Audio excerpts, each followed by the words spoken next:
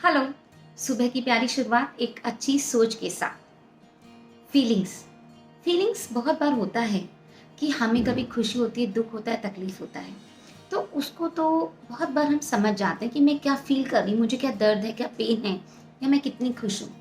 पर कई बार सामने वाला व्यक्ति दर्द में या पेन में होता है, तो क्या हम या आप समझ पाते हैं उसकी वो फीलिंग्स को, उसकी वो भावनाओं को? शायद नहीं। हम बहुत, क्योंकि उस चीज़ में से हम गुजरे हुए नहीं होते हैं, या वो एहसास हमारे साथ हुए नहीं हैं, तो हम बयां नहीं कर पाते, हम सोच नहीं पाते कि उसकी क्या फीलिंग्स होगी, क्या इमोशंस होंगे। और हम कुछ भी उसे बोल जाते हैं या कुछ भी सोच लेते हैं, उसके बारे में जज कर लेते हैं। ऐसी एक कहानी है जो बहुत ही प्यारी है। एक बार एक दुकान के पास बहुत सारे छोटे छोटे कुत्ते के पिल्ले थे और वो उन्हें बेचता था। वहाँ एक छोटा सा बच्चा जाता है और बोलता है कि अंकल जी, कुत्ते के पिल्ले आप कितने में देते हो? तो उन्होंने बोला, बेटा 50 रुपए का एक पिल्ला है।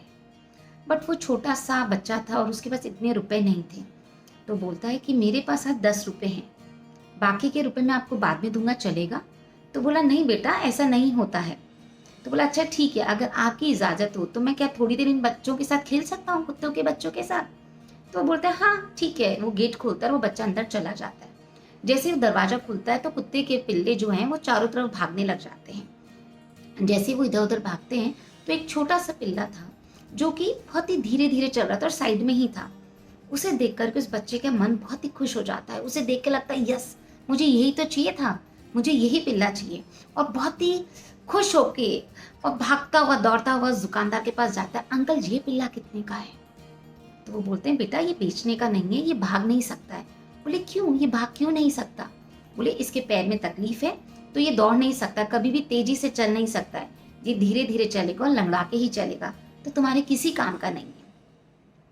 बच्चा थोड़ा सोचता है और बोलता है, नहीं अंकल, यही मेरे काम का है, प्लीज मुझे ये खरीदना है, आप इसके पैसे बताएं। तो बोला, बेटा प्लीज समझो, ये तुम्हारे काम का नहीं है। तो बच्चे को तो बस जुनून था, मुझे वो कुत्ता चाहिए, वो कुत्ते का बच्चा चाहिए, वो पिल्ला चाहिए। बोलते, अच्छा अंकल, आज आप प्लीज़ ये 10 रुपये रख लीजिए, मैं आपको हर हफ्ते आके 10-10 रुपये और दूंगा, और ये कुत्ता मुझे दे दीजिए, मैं इसको चाहता हूँ। तो बोलता, आखिर तुम क्यों ऐसा कर रहे हो भाई, जब ये दौड़ नहीं सकता है और तुम इसके साथ खेलोगे क्या? तो उतनी सी देर के अंदर वो बच्चा अपनी पैंट को ऊपर करता है और वहाँ से अपना जो पैर में नकली पैर लगा होता है खोल के दिखाता है और बोलता है कि मैं खुद लंगड़ा के चलता हूँ, मेरा पैर नहीं है, तो मैं समझ सकता हूँ क्या दर्द और क्या तकलीफ होती है, मुझे यही चाहिए।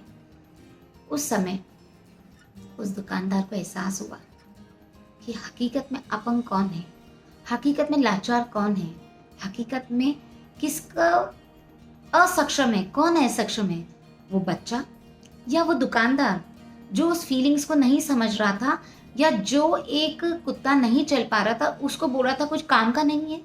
कैसे काम का नहीं हो सकता है?